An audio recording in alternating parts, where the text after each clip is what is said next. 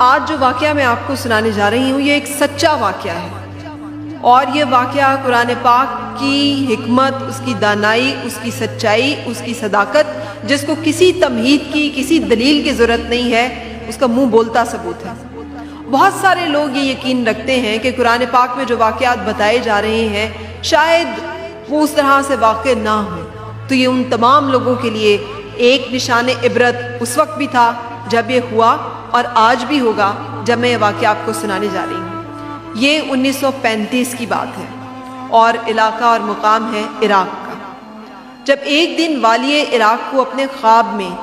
ایک صحابی کرام جو ہے وہ نظر آتے ہیں جن کا نام حذیفہ بن یمان رضی اللہ تعالیٰ عنہ ہے۔ یاد رہیے وہ صحابی ہیں جنہوں نے بیعت عقبہ ثانی میں رسول پاک صلی اللہ علیہ وسلم کے ہاتھ پر بیعت کی تھی، اور وہ اس والی عراق کے خواب میں آ کر یہ کہتے ہیں کہ ہماری قبروں کو کسی اور جگہ پر منتقل کر دو کیونکہ دجلہ کا پانی ہمیں تنگ کر رہا ہے۔ والی عراق خواب میں یہ دیکھتا ہے خواب اور نظر انداز کر دیتا ہے، کیونکہ دنیا پرست یا پھر بعض اوقات ہم لوگ اس طرح کی باتوں کو اتنی اہمیت نہیں دے پاتے۔ اگلے دن پھر اسے خواب میں اسی طرح سے حضرت حذیفہ بن یمان آ کے اپنا تعارف کراتے ہیں اور بتاتے ہیں کہ میرے بھائی جابر بن عبداللہ کو دجلہ کے پانی سے زیادہ تکلیف ہو رہی ہے، ہماری قبروں کو دجلہ کے کنارے سے کہیں اور منتقل کر دو کیونکہ دجلہ کا پانی ہمیں تنگ کر رہا ہے۔ اس خواب کو پھر ایک خواب سمجھ کر نظر انداز کر دیا جاتا ہے، یا شاید شیطان یا شاید دنیا اپنے اندر اتنی کشش رکھتی ہے کہ یہ خواب ان کے ذہن سے نکل جاتا ہے اور وہ اس طرف دھیان نہیں دے پاتے۔ تیسرے دن پھر یہی صورتحال ہوتی ہے اور پھر حذیفہ بن یمان رضی اللہ تعالیٰ عنہ خواب میں آتے ہیں اور کہتے ہیں کہ قبر کی منتقلی کر دی جائے کیونکہ دجلہ کا پانی انہیں تنگ کر رہا ہے۔ جب 3 دن تک اس خواب کا کوئی اثر نہیں ہوتا تو چوتھے دن والی عراق کیا دیکھتا ہے کہ مفتی اعظم جو ہیں عراق کے وہ تشریف لائے ہیں، آتے ہیں، اور آ کر مفتی اعظم کی جو حالت ہے اسے دیکھ کر اسے لگتا ہے کہ کوئی انہونا واقعہ، کوئی غیر معمولی بات ہوئی ہے۔ وہ پوچھتے ہیں کیا ہوا؟ انہوں نے کہا کہ میرے خواب میں اس طرح سے صحابی رسول صلی اللہ علیہ وسلم آئے ہیں اور انہوں نے یہ حکم دیا ہے۔ یہ سن کر والی عراق کو یاد آیا کہ ایسی بشارت اور اس طرح کا خواب تو اس نے بھی دیکھا ہے، تو اس نے اس کے بارے میں تحقیق کی اور اس نے کہا کہ میں یہ سمجھتا ہوں کہ کسی مسلمان کی قبر کو کھولنا جائز نہیں ہے، تو اگر آپ اس بارے میں کوئی فتویٰ دے دیں تو پھر یہ پردہ کھولا جا سکتا ہے، اس لیے کہ مسلمان کی قبر جو ہے وہ اس کا ایک پردہ ہے اور اس پردے کو نہ کھولنے کا اور اس کے اندر موجود رازوں کو بیان نہ کرنے کا حکم ہمیں ملا ہے۔ مفتی اعظم یہ کہتے ہیں کہ آپ کی سب بات بجا، لیکن ایک صحابی رسول صلی اللہ علیہ وسلم کے حکم اور اس طرح سے ان کے آنے کو کسی طور نظر انداز نہیں کیا جا سکتا، اس لیے میں درخواست کروں گا کہ اس معاملے کو سنجیدگی سے لیا جائے اور اس پہ عمل پیرا ہوا جائے۔ میں دوبارہ آپ کو بتا رہی ہوں کہ میں آپ کو کوئی ایسا واقعہ نہیں سنا رہی جو کسی تحقیق یا کسی کا گھڑا گھڑایا ہو، یہ وہ واقعہ ہے جس کی پوری دنیا شاہد ہے۔ پھر یہ ہوا کہ انہی زمانے میں سنا اور لکھا گیا کہ بہت سارے انجینئرز تھے ایسے جو کہ عراق میں موجود تھے، اور وہ انجینئرز وہاں پہ کھدائی کے کاموں میں مصروف تھے۔ آج کل ہم دنیا دار لوگ ٹیکنالوجی اور ان چیزوں پہ زیادہ یقین رکھتے ہیں، اور کچھ لوگ یہ سمجھتے ہیں کہ روحانیت بھی دراصل ایک طرح کی ٹیکنالوجی اور اس طرح کے معاملات کا ہی ایک اعلیٰ ورژن ہے۔ بہرحال والی عراق نے یہ آپشن اور تجویز پیش کی کہ جب ہمارے پاس اتنے جدید آلات ہیں، اتنے دنیا کے بڑے ماہرین، برطانوی ماہرین یہاں پر موجود ہیں، تو ہم کیوں نہ یہ پروجیکٹ ان کی زیر نگرانی دے دیں۔ اور انہوں نے بھی یہ تسلی کروائی کہ جناب ہم زمین کو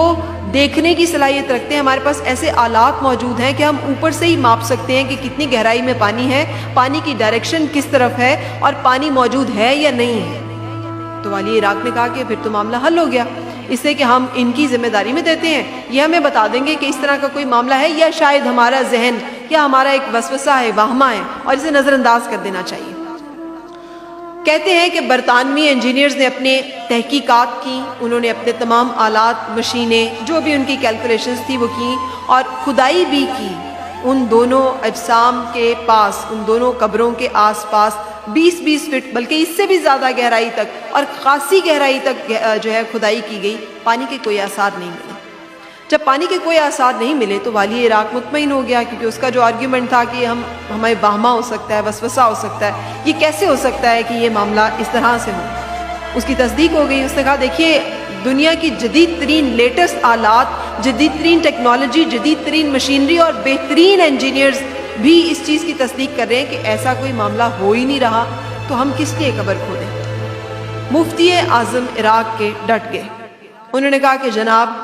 مجھے صحابی رسول صلی اللہ علیہ وسلم کا حکم ہے، میں روحانی معاملات پر یقین رکھتا ہوں، میں یہ درخواست کرتا ہوں کہ آپ قبر کشائی کی اجازت دیجئے، قبر کھولی جائے اور دیکھا جائے کہ کیا معاملہ ہے۔ اب جب یہ معاملہ اس طرح سے زیر بحث آیا تو تمام عالم اسلام کے لیے ایک بڑا مسئلہ تھا۔ اس زمانے میں ابھی اتنا میڈیا ایڈوانس نہیں ہوا تھا، لیکن اس کے باوجود ٹیلی ویژن اور بہت سارے لوگ میڈیا کے ذریعے ایک دوسرے سے منسلک جو ہے اخباروں کے ذریعے سے، جرائد کے ذریعے سے، رپورٹنگ کے ذریعے سے انفارمڈ ہوتے تھے۔ بہرحال 135 ممالک کے وہاں پر نمائندے موجود تھے۔ جب پوری دنیا میں خبر گئی تو مسلمان جوک در جوک، جس تک یہ اطلاع پہنچی، جو آ سکا وہ موجود تھا۔ 135 ذرائع ابلاغ کے نمائندے مختلف ممالک سے، مختلف طرح سے وہاں پر آئے۔ ان سب کی موجودگی میں قبر کشائی کی گئی، دھڑکتے ہوئے دلوں کے ساتھ، پریشانی تشویش کے ساتھ، اس لیے کہ ہر ایک شخص تذبذب میں تھا، ہر ایک شخص اس معاملے میں واہمے کا شکار تھا کہ واللہ اللہ جانے کیا حالات ہیں، اللہ جانے کیا صورتحال ہے۔ کہتے ہیں کہ جب قبر کھولی گئی تو دیکھنے والے حیران رہ گئے کہ قبر کا پانی حضرت جابر بن عبداللہ رضی اللہ تعالیٰ عنہ کے قدم مبارک ٹچ کر رہا تھا۔ دجلہ کا جو پانی ہے وہ پاؤں چھو رہا تھا، اور حضرت حذیفہ بن یمان رضی اللہ تعالیٰ عنہ کی قبر سے ابھی چند فٹ کے فاصلے پر تھا۔ یہ بھی انہوں نے اپنی آنکھوں سے دیکھا کہ جسم مبارکوں کی کیا بات کی جائے، کفن تک میلا نہیں تھا، کفن اس حالت میں موجود تھا کہ جو ناقابل یقین تھا۔ اور یہ 1350 سال گزر چکے ہیں، یہ 1935 کی میں آپ کو بات بتا رہی ہوں۔ تو ایک جاپانی رپورٹر نے وہاں پہ لکھا کہ میں نے جو اپنی آنکھوں سے دیکھا ہے میں یہ بیان نہیں کر سکتا، اور آج مجھے اس خدائے واحد پر یقین آ گیا ہے کہ جس کے ماننے والے زمین جو ہے ان کو نہیں کھاتی، جس کے ماننے والوں کے ساتھ اس طرح کا معاملہ ہوتا ہے کہ طبعی اصول ان کے اوپر لاگو نہیں ہوتے، اس رب کو آپ طبعی اصول اور قوانین کے ذریعے سے کیسے سمجھ سکتے ہیں جس کے بندوں کے اوپر وہ طبعی قوانین جو ہے وہ لاگو نہیں ہوتے۔ کہتے ہیں کہ حضرت جابر بن عبداللہ رضی اللہ تعالیٰ عنہ کی آنکھیں کھلی تھیں، حضرت حذیفہ بن یمان رضی اللہ تعالیٰ عنہ کی آنکھیں بند تھیں۔ دونوں کے چہرے، دونوں کے اجسام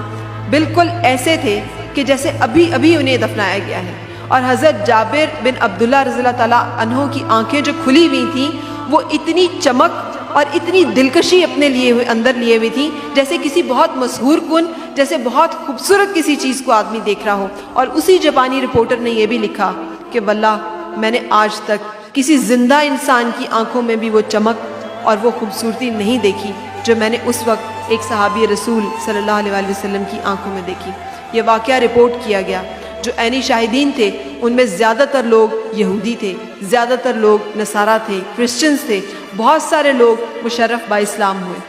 میں نے یہ واقعہ اس لیے کوٹ کیا کہ ہم لوگ یوم آخرت، عذاب قبر اور یہ دنیاوی معاملات جہاں پر کہ ہماری آنکھ سے اوجھل معاملات ہوتے ہیں اس کے اوپر یقین لانے میں، اعتقاد کرنے میں بعض اوقات کمزوری دکھاتے ہیں۔ یقین کامل رہے کہ اللہ کے سوا اور کوئی رب نہیں، اور ایک دن ہم نے اپنے رب کے حضور پیش ہونا ہے اور اپنے اعمال کا جواب دینا